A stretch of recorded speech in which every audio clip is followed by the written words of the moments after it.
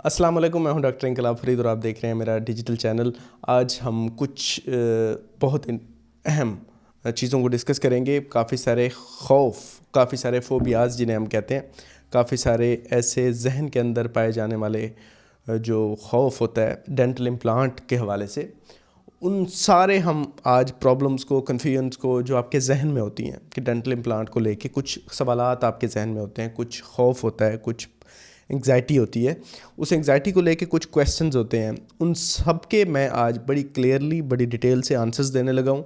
और इस वीडियो को आपने कंप्लीट देखना है, डिटेल से देखना है। अगर टाइम नहीं है तो अभी बेशक आप थोड़ा टाइम के बाद आ जाइएगा, दोबारा देख लीजिएगा, सेव कर लें वीडियो को, लेकिन इसको कंप्लीट देखना आपके लिए बहुत ज़रूरी है। आज मैं इम्प्लांट के हवाले से आपको सारे सवालों का बड़ी डिटेल से जवाब देने वाला हूँ। अच्छा, सबसे पहले एक सवाल है जिसको कहते हैं कि खौफ है जो, वो ये है कि दर्द होगा जब हम डेंटल इम्प्लांट, सबसे ज़्यादा मोस्ट कॉमन पूछा जाने वाला क्वेश्चन है कि डेंटल इम्प्लांट जब हम लगाएंगे, बोन के अंदर कुछ लगा रहे हैं तो पेन तो होगा। तो ये पेन का जो खौफ है ये बहुत ज़्यादा होता है। तो आज हम सबसे पहले मैं आपको ये बता दूं कि पेन आपको बिल्कुल नहीं होगा, ये मैं आपको गारंटी देता हूँ, आपको रीअश्योर कराता हूँ। अगर मेरे पास आ रहे हैं डेंटल इम्प्लांट लगवाने तो आपको पेन की टेंशन लेने की ज़रूरत नहीं है, क्योंकि पेन जो है ना, सबसे पहले पेन रिलीफ हमारे लिए जो है ना वो सबसे मेजर कंसर्न होती है जब पेशेंट को हम स्टार्ट करते हैं। क्योंकि अगर पेन होगा ना आपको तो आप हमें कुछ करने नहीं देंगे, हमें भी इस बात का पता है, अदराक है, अच्छे से अदराक है। और दूसरी बात ये कि जब पेन हो रहा होता है ना तो हमारा प्रॉब्लम पेन के रेजोल्यूशन में, आपको तसल्ली देने में, आपको कंफर्ट करने में हमारा जो फोकस है वो डिस्ट्रैक्ट होता है। हम प्रोसीजर पे ध्यान नहीं दे पाते और सर्जरी भी अच्छी नहीं होती जब पेशेंट पेन में होता है, और वो पेशेंट का कोऑपरेशन जो हमें चाहिए होता है वो भी नहीं मिलता। तो इसलिए पेन तो आप भूल जाएं। पेन तो इवन के सर्जरी के बाद भी आपको नहीं होगा, 2 दिन भी नहीं होगा, 7 दिन भी नहीं होगा, होगा ही नहीं। पेन की टेंशन आपने नहीं लेनी जब आप डेंटल इम्प्लांट्स को प्लान कर रहे हैं, जब हमारे पास आ रहे हैं तो। और दूसरी बात यह है कि कुछ पेशेंट्स को ये भी लगता है कि ना वो वैसे ही जहन में खौफ की वजह से, चाहे पेन उनको ना भी हो तो जहनी तौर पे वो तैयार नहीं होते। तो इसके लिए ये है कि हम आपको जनरल एनेस्थीसिया, जो मुकम्मल बेहोशी होती है, उसमें भी आपका प्लान कर सकते हैं सर्जरी को, ताकि आपको बिल्कुल भी किसी किस्म का पता ही ना चले और आप उठें और आपके इम्प्लांट्स लग चुके हों। लेकिन बहुत ज़्यादा केसेस में हम रीअश्योर करा लेते हैं, और जब तसल्ली होती है, जब हम स्टार्ट करते हैं काम, तो उन्हें फ़ील हो जाता है पेशेंट को ना तो दर्द तो हो ही नहीं रहा, तो वो बड़े आराम से ना ट्रीटमेंट करा लेते हैं। अब ये पेशेंट जो आप देख रहे हैं, इसमें हमने 7 इम्प्लांट नीचे लगाए थे, 6 ऊपर लगाए थे। और आप इनसे जब हमने पूछा था पेन का, और अगले दिन की ये आप देख लें वीडियो कि वो क्या कह रहे हैं। अस्सलाम वालेकुम, ये हमारे साथ मौजूद हैं जाहिद भाई। ये हमारे पास परसों आए थे, सैटरडे वाले दिन की सर्जरी की थी हमने। लोअर जॉ में, इनके मैंडिबल में हमने 7 इम्प्लांट प्लेस किए थे इनके सिंगल सर्जरी में। और ये हमारे साथ मौजूद हैं। आज दूसरा दिन है इनकी सर्जरी को, और इनसे पूछते हैं कि इनकी क्या फीडबैक है, इन्हें पेन हुआ, प्रॉब्लम हुई कोई। इनकी आप वीडियो भी देख रहे हैं कि जिसमें नज़र आ रहा है कि बहुत अच्छा हीलिंग हो रही है और कोई मसले वाली चीज़ नहीं है। अस्सलाम वालेकुम जाहिद भाई, क्या हाल है आपके? अल्हम्दुलिल्लाह का शुक्र। नहीं, मेरे को कुछ नहीं, अल्हम्दुलिल्लाह बिल्कुल ठीक है, सही है। और जब से ये सर्जरी हुई है उसके बाद भी अभी तक मेरे को कोई प्रॉब्लम नहीं, कोई पता नहीं, अल्हम्दुलिल्लाह सब अच्छा। दूसरे नंबर पे जो सबसे बड़ा प्रॉब्लम है वो है हाई कास्ट, कि कीमत बहुत ज़्यादा है इसकी, और इसकी जो है ना प्राइस बहुत ज़्यादा है। तो प्राइस को लेके आज मैं कंप्लीट आपको ब्रेक डाउन देता हूँ। देखें, जो इम्प्लांट्स हम लगाते हैं ना वो सारे के सारे इंपोर्टेड हैं, पाकिस्तान के, सियालकोट के, गुजरांवाला के बने हुए नहीं हैं। ये सारे के सारे इंपोर्टेड हैं, FDA अप्रूव्ड हैं, इंटरनेशनल इंपोर्ट होके यहाँ से आते हैं रजिस्टर्ड कंपनीज़ के थ्रू। अब कोई भी चीज़ जो इंपोर्ट होके पाकिस्तान आती है तो उस पर बहुत सारी ड्यूटीज़ लगती हैं। अब मुझे उसका पता नहीं है, लेकिन बहुत सारी ड्यूटीज़ लगने के बाद उसकी जो कॉस्ट है वो बहुत ज़्यादा हाई हो जाती है।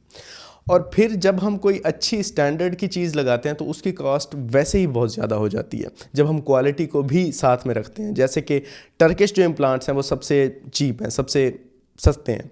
अब यहाँ पे कॉस्ट की बात हो रही है, वो जो स्क्रू, जो रूट जो हम लगाते हैं इम्प्लांट की बोन के अंदर, उसकी कॉस्ट की बात हो रही है। तो वो अब टर्की से जो आता है वो हम कम से कम 50,000 में लगा रहे हैं, जो कि मैं पिछले 2 सालों से लगा रहा हूँ यही कॉस्ट पे, इसी कॉस्ट पे। और मैं ज़्यादा नहीं कर रहा, हालांकि उस इम्प्लांट की कॉस्ट में भी इजाफा हुआ है, लेकिन मैंने सोचा कि बेसिक इम्प्लांट में हम बहुत ज़्यादा इजाफा नहीं करते। अच्छा, तो 60,000 में आपका टोटल दांत भी लग सकता है अगर हम porcelain fuse to metal crown ऊपर लगा दें, तो 60,000 में आपका एक इम्प्लांट और साथ में एक दांत लग सकता है। ये बेसिक प्राइस है।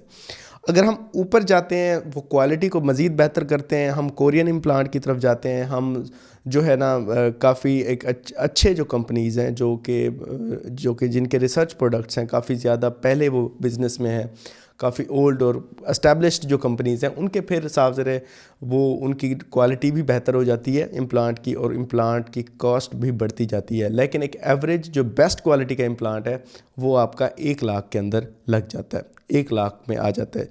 तो अब इन सारी चीज़ों को देखते हुए तो कॉस्ट को आपने डिसाइड करना होता है। 50,000 से लेके हमारे पास तो 3 लाख तक के भी प्राइस में जो इम्प्लांट्स अवेलेबल हैं। इसके अलावा एक और प्रॉब्लम जो जहन में होता है, जो पेशेंट हमसे अक्सर कहता भी नहीं है, वो होती है हिडन कॉस्ट। कि अक्सर लग रहा होता है कि यार कोई और पैसे तो नहीं है। तो पैसे मैं आज ब्रेक डाउन इसलिए क्लियर करके कर रहा हूँ कि इम्प्लांट की रूट की प्राइस मैंने आपको अभी बताई है। इसके बाद जो क्राउन बनता है, क्राउन की कॉस्ट अगर आप मेटल फ्यूज टू पोर्सिलेन अगर बनवाएंगे तो वो 10,000 15,000 का एक आपका क्राउन लग जाएगा, और अगर आप ज़िरकोनिया का करवाएंगे तो वो 25 से 35 की रेंज में आपका ज़िरकोनिया का एक क्राउन एक्स्ट्रा एड ऑन साथ में लग जाएगा। तो ये कॉस्ट है, इसके अलावा हिडन कॉस्ट कोई नहीं है। और एक और चीज़, सर्जरी के बाद अगर आपकी फॉलोअप विजिट्स होते हैं, आपको पेन होता है, आपने सूचर भी निकलवाने आना है, टाँके निकलवाने आना है, या इम्प्लांट से लग के क्राउन के लगने तक काफ़ी सारे विजिट्स होते हैं दरमियान में, तो उन विजिट्स में कोई हिडन चार्जेस नहीं है। ये बात मैं आपको क्लियर कर दूँ। जो कॉस्ट हम आपको बताएंगे कि ये इम्प्लांट की रूट की है और ये इम्प्लांट के क्राउन की है, तो उसी कॉस्ट को आपने पे करना है। इसके अलावा जितने भी आपके फॉलोअप विजिट्स होंगे, तसल्ली के लिए आप चेक करवाने आ गए हैं, ये थोड़ा सा प्रॉब्लम आ गया, ये थोड़ा सा प्रॉब्लम, उसकी कोई आपको फॉलोअप चेकअप फीस भी नहीं देनी होगी। तो ये मैं आपको इसलिए बता रहा हूँ कि हिडन चार्जेस इसमें कोई नहीं है। इसके अलावा इस इम्प्लांट के प्रोसीजर के अलावा कोई और प्रोसीजर है तो उसके तो चार्जेस अलहदा से होंगे, और वो हम आपको पहले ही एक्सप्लेन कर देंगे। हिडन कुछ भी नहीं होगा। तीसरा जो खौफ है वो ये है कि इम्प्लांट आपका फ़ेल हो जाएगा। इम्प्लांट का फ़ेल होना, देखें, इम्प्लांट लगा के हम जो यूजुअली 3 से 6 महीने वेट करते हैं, वो इसी चीज़ का वेट हो रहा होता है कि इम्प्लांट को बॉडी आपकी एक्सेप्ट कर ले, ऑस्टियो इंटीग्रेशन हो जाए और फिर हम उसके ऊपर दांत लगाएं। तो अगर 3 महीने के अंदर जब आप वापस आते हैं और इम्प्लांट आपका फ़ेल हो चुका होता है तो वो हम आपका फ्री रिप्लेसमेंट करेंगे, ये मेरी तरफ से आपको है। और अगर आप नहीं फ्री रिप्लेसमेंट कराना चाहेंगे तो आपको पेमेंट रिटर्न कर दी जाएगी। तो ये हम रीअश्योर कराते हैं कि अगर आपका काम नहीं हो रहा और आप हमारी सारी बातों को फॉलो कर रहे हैं, गाइडलाइंस को फॉलो कर रहे हैं, उसके बावजूद कोई प्रॉब्लम आ रहा है तो उसके लिए हम रिस्पॉन्सिबल होते हैं। उसके बाद आपने जो क्राउन लगवाया है, क्राउन लगवाने के बाद अगर आप फॉलो विजिट्स भी रेगुलर कर रहे हैं, तो अगर आपका इम्प्लांट फेल हो जाता है पहले 5 सालों में, तो हम आपको फ्री रिप्लेसमेंट उसकी करके देंगे। ये हमारी तरफ से आपको गारंटी होती है। गिवन कि आपने फॉलोअप चेकअप्स रेगुलर कराने हैं, इम्प्लांट की क्लीनिंग, उसमें अगर स्क्रू लूज़ हो गया उसको आपने टाइट करवाना है। ये नहीं कि आपने 5 साल बाद आ गए हैं कि इम्प्लांट फेल हो गया, तो तब नहीं। तो यह है कि आपने हर साल 2 साल बाद विज़िट करना है। अगर कोई प्रॉब्लम आ रही है तो हम उसको एड्रेस करते रहेंगे। तो ये चीज़। दूसरी चीज़, आपको जो है ना हम मुकम्मल जो है ना 24 और हर वक्त हम आपको एक सपोर्ट देते हैं कि कोई आपकी कंप्लेन है तो हर वक्त हम हमारा राब्ता नंबर पे आप राब्ता करके, आपको कोई कंप्लेन है, कोई इशू आ रहा है तो आप राब्ता कर सकते हैं। हम आपको राइट अवे अपॉइंटमेंट भी देंगे और आपको जो भी प्रॉब्लम अगर है तो हम आपको उसके बारे में गाइड भी करेंगे। और दूसरी बात ये कि इम्प्लांट ऐसे फ़ेल नहीं हो जाता, इसकी जो सक्सेस रेट है वो बहुत ज़्यादा है। इसमें 2 से 5% फेलियर रेट होता है, इसलिए हमें भी तसल्ली होती है। अच्छा, इसमें फेलियर रेट जो होता है उसमें प्लानिंग में अगर प्रॉब्लम हो तो तब होता है। हम जो आपका ट्रीटमेंट करते हैं कंप्लीट प्लानिंग के बाद करते हैं, और जब प्लान प्रॉपर किया जाए और हर चीज़ को गाइड करके आपको बता दिया जाए तो फिर फेलियर के चांसेस मिनिमाइज़ हो जाते हैं। अच्छा, इसके अलावा प्रोसीजर का आपको खौफ होता है, जो सर्जरी हो रही है उसका एक खौफ होता है। तो वो खौफ होता है साफ ज़रा हर दफ़ा डेली बेसिस पे तो आप प्रोसीजर करवा नहीं रहे होते, एक नई चीज़ होती है तो उसका खौफ होता है। तो उस खौफ को ख़त्म करने के लिए हम आपको रीअश्योर करते हैं, हम आपको प्रोसीजर के साथ रखते हैं। बैकग्राउंड म्यूज़िक प्ले हो रहा होता है सर्जरी के दौरान, और सर्जरी के दौरान हम जो भी प्रोसीजर कर रहे होते हैं आपको साथ साथ बताते जाते हैं ताकि आप हमारे साथ रहें, आपको भी पता हो आपके साथ क्या हो रहा है और आप का कोऑपरेशन बड़ा अच्छा रहे। और आप अगर थक गए हैं तो आप कहते हैं मैं थोड़ा रेस्ट करना है, तो हम ब्रेक दे देते हैं, थोड़ा सा प्रोसीजर को स्टॉप कर लेते हैं। तो इस तरह से कोई इसमें डिस्कम्फर्ट वाली चीज़ नहीं होती, आपने सर्जरी का भी खौफ नहीं खाना। इसके अलावा एक और चीज़ है जो फेयर है, fair of complications. Fair of complications ये है कि कोई भी प्रोसीजर है उसमें कॉम्प्लिकेशंस होने के चांसेस होते हैं। अब सबसे ज़्यादा जो कॉम्प्लिकेशन होती है, जो इमीडिएट होती है, वो हो सकती है, वो है इन्फेक्शन। इन्फेक्शन से बचने के लिए हम आपका कुछ टेस्ट्स कराते हैं। प्रोसीजर के वक्त हम हाई स्टरलाइजेशन को मेंटेन रखते हैं और इन चीज़ों से बाद में आपको प्रोफिलैक्टिक एंटीबायोटिक्स देते हैं ताकि आपका इन्फेक्शन को अवॉइड किया जा सके। और ये सारी चीज़ें हम इसीलिए कराते हैं कि प्लान जब आपका कंप्लीट होता है तो आपके ये चांसेस मिनिमाइज़ हो जाते हैं और अल्हम्दुलिल्लाह अभी तक भी मेरे किसी भी पेशेंट में इन्फेक्शन नहीं होता। दूसरे नंबर पे है नर्व डैमेज। अक्सर लोगों को खौफ होता है कि नर्व डैमेज हो जाएगी, क्योंकि अगर लोअर के इम्प्लांट्स हैं तो नीचे नर्व पड़ी होती है, इन्फीरियर एल्वियोलर नर्व, तो वो नर्व डैमेज का ख़तरा होता है। तो देखें, हम आपके इम्प्लांट लगाने से पहले CBCT कराते हैं। CBCT एक एक्सरे होता है 3 डायमेंशनल, जो व्यू दिखाता है नर्व का और हमें बताता है कि नर्व कहाँ से गुजर रही है, 3 डायमेंशनल एक व्यू में। तो अब हमें पता होता है कि हमने नर्व से कितनी ऊपर रहना है, कितनी लेंथ का इम्प्लांट, कितनी विड्थ का। तो पूरी प्लानिंग के तहत हम जब काम करते हैं तो ये वाला प्रॉब्लम बिल्कुल एलिमिनेट हो जाता है। आपको ज़रा भी आपको टेंशन लेने की ज़रूरत नहीं है कि नर्व डैमेज आपका होगा। इसके अलावा हीलिंग इश्यूज़ के हीलिंग नहीं होगी। देखें, हीलिंग इश्यूज़ कब आते हैं? जब आपको डायबिटीज़ है, आपका ब्लड का जो HB लेवल है वो लो है, आपके कोई और हेल्थ डिसऑर्डर्स हैं, कोई प्रॉब्लम्स हैं, तो उन चीज़ों को हम पहले ही रूल आउट करते हैं। आप अच्छे तरह से आपको गाइड करते हैं। अगर कोई ऐसा मामला है तो हीलिंग इश्यूज़, हीलिंग के बारे में भी आपको पूरा गाइड देते हैं, एंटीबायोटिक्स देते हैं, आपको फॉलोअप पे रखते हैं, 2 दिन बाद बुलाते हैं, हफ्ते बाद बुलाते हैं, ताकि हीलिंग को भी हम देखते हैं कि कैसे हो रही है। तो आपको बिल्कुल घबराने की ज़रूरत नहीं है। इसके अलावा एक और होता है कि आपको कॉम्प्लिकेशन ये हो सकती है कि जब आप दांत लगवाएं तो वो कॉस्मेटिक ना हो, वो एस्थेटिक ना हो। तो उसके बारे में हम सारा कुछ आपको गाइड करते हैं। अगर सामने वाला इम्प्लांट है तो पोर्सिलेन फ्यूज टू मेटल थोड़ा सा लुक सही नहीं देता, एस्थेटिक, तो इसलिए हम आपको पहले ही गाइड कर लेते हैं कि आप जिरकोनिया की तरफ चले जाएं। और दूसरी बात कि इम्प्लांट प्लेसमेंट की जो पोजीशनिंग है वो भी बड़ी मैटर करती है कि आपका जो एस्थेटिक रिजल्ट है वो बहुत अच्छा हो। तो हम इसीलिए प्लानिंग में जब ये सारा कुछ हो चुका होता है तो एस्थेटिक रिजल्ट हमारा डिज़ायर्ड जैसे होता है वो अचीव हो जाता है। और इसके अलावा हम साथ साथ आपको, जैसे दांत अगर सामने वाला है तो उसकी शेप भी आपको पहले ही आपको डिज़ाइन करके ही आप शेयर करके हम दिखा देते हैं कि ऐसे ऐसे आपका दांत बनेगा।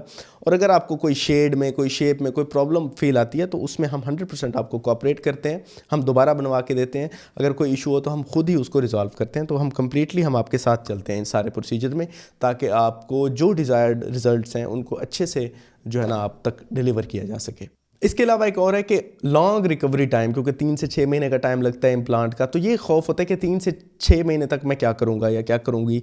तो इस चीज़ को हम जो है ना यूजुअली क्या करते हैं कि केस टू केस डिपेंड करता है। अगर आप यंग हैं, अगर आप हेल्दी हैं और सामने वाला दांत है तो हम 3 महीने से पहले भी दांत लगा सकते हैं। और इवन के अगर उसी वक्त भी या उसी 1 हफ्ते के अंदर ही हम आपको दांत लगा के दे सकते हैं। सामने वाले अगर दांत है, टेम्परेरी दांत बनवा के, आर्जी दांत जो कि 2 से 3 महीने के लिए चलेंगे, उसके बाद आप परमानेंट दांत लगवा लें। तो ये हमारे पास फ्लेक्सिबिलिटी होती है। उसके लिए डिफरेंट इम्प्लांट्स होते हैं जो कि इस चीज़ों को सपोर्ट करते हैं। टेम्परेरी इमीडिएट आपका क्राउन भी लग सकता है।